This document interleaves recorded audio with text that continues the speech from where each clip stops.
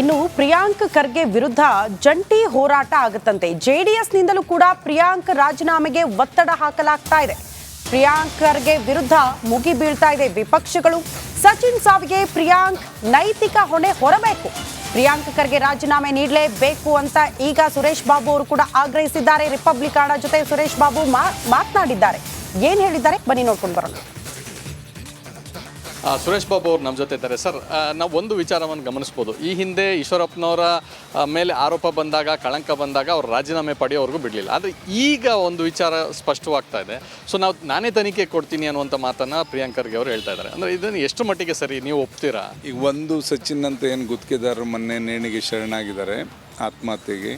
ಹಿಂದೆ ಇವರೇ ಇದೇ ಕಾಂಗ್ರೆಸ್ನವ್ರು ವಿರೋಧ ಪಕ್ಷದಲ್ಲಿದ್ದಂಥ ಸಂದರ್ಭದಲ್ಲಿ ಈಶ್ವರಪ್ಪನವರು RDPR ಸಚಿವ ಮಿನಿಸ್ಟರ್ ಆಗಿದ್ದಂಥ ಸಂದರ್ಭದಲ್ಲಿ ಅಲ್ಲೊಂದು ಕಾಂಟ್ರಾಕ್ಟರ್ ಗುತ್ತಿಗೆದಾರದ್ದು ಇದೇ ಥರ ಸಮಸ್ಯೆ ಬಂದಾಗ ಅವ್ರು ರಾಜೀನಾಮೆ ಕೊಡೋವರೆಗೂ ಬಿಡಲಿಲ್ಲ. ಅವರು ಇವ್ರು ಮಾಡಿರ್ತಕ್ಕಂಥದ್ದೇನು, ಇವ್ರ ಶಿಷ್ಯರ ಹೆಸರನ್ನೇ ಹೇಳ್ಕೊಂಡು ಅವರ ಸಿಸ್ಟರ್ಸು, ಅವ್ರ ತಂಗಿಯವರೆಲ್ಲರೂ ಕೂಡ ಹೇಳ್ತಾ ಇದ್ದಾರೆ ಇವರೇ ಮಾಡಿರ್ತಕ್ಕಂಥದ್ದು.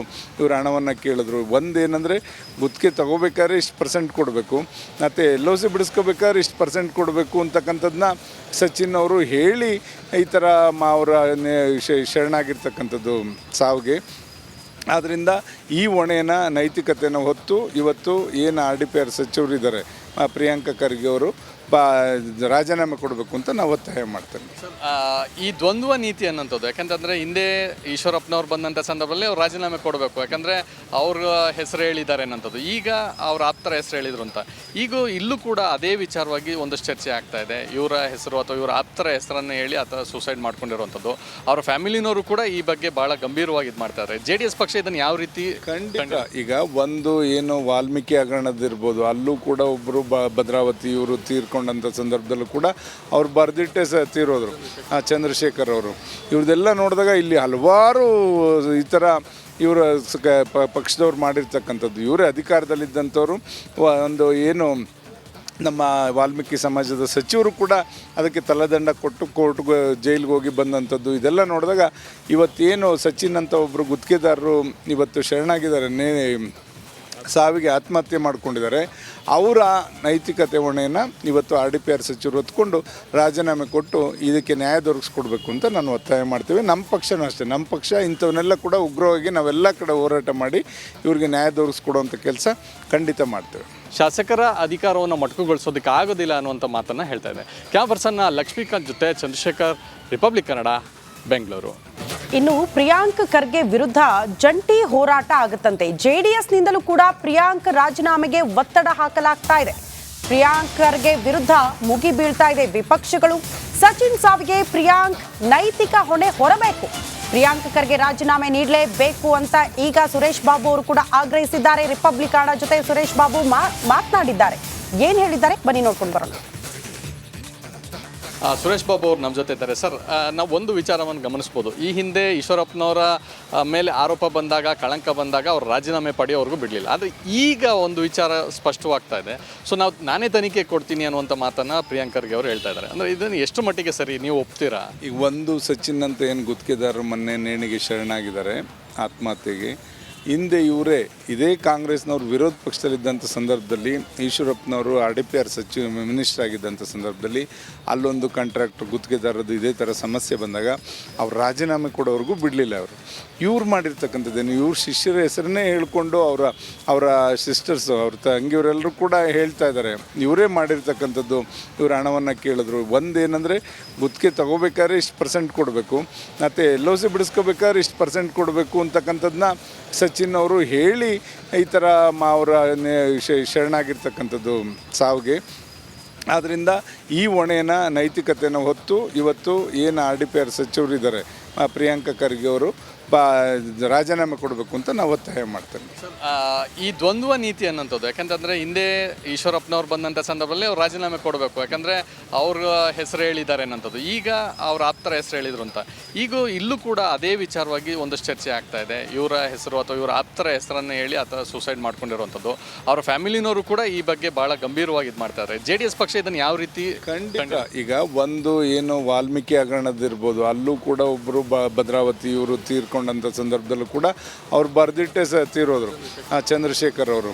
ಇವ್ರದ್ದೆಲ್ಲ ನೋಡಿದಾಗ ಇಲ್ಲಿ ಹಲವಾರು ಈ ಥರ ಇವರ ಪಕ್ಷದವ್ರು ಮಾಡಿರ್ತಕ್ಕಂಥದ್ದು. ಇವರೇ ಅಧಿಕಾರದಲ್ಲಿದ್ದಂಥವ್ರು.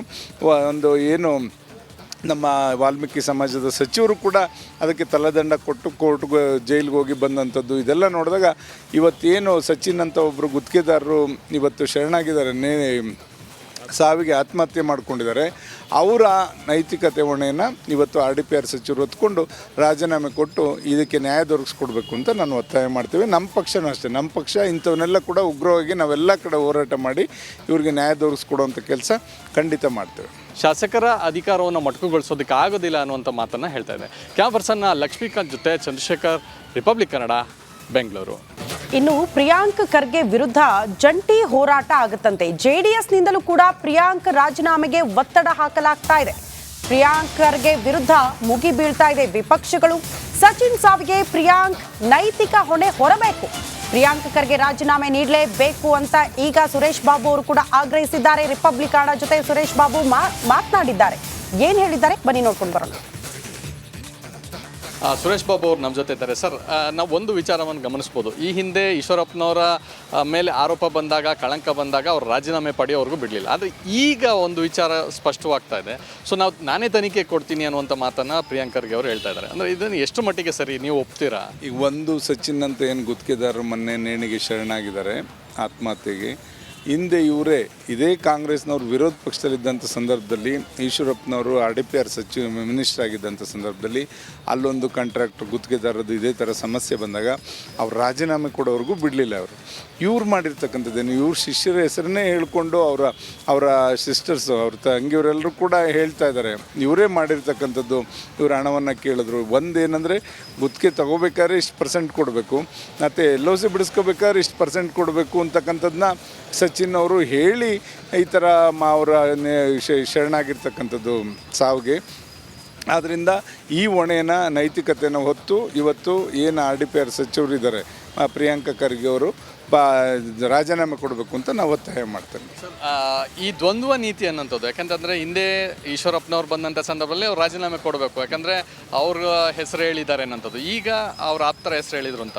ಈಗ ಇಲ್ಲೂ ಕೂಡ ಅದೇ ವಿಚಾರವಾಗಿ ಒಂದಷ್ಟು ಚರ್ಚೆ ಆಗ್ತಾ ಇದೆ. ಇವರ ಹೆಸರು ಅಥವಾ ಇವರ ಆಪ್ತರ ಹೆಸರನ್ನು ಹೇಳಿ ಅಥವಾ ಸೂಸೈಡ್ ಮಾಡ್ಕೊಂಡಿರುವಂಥದ್ದು.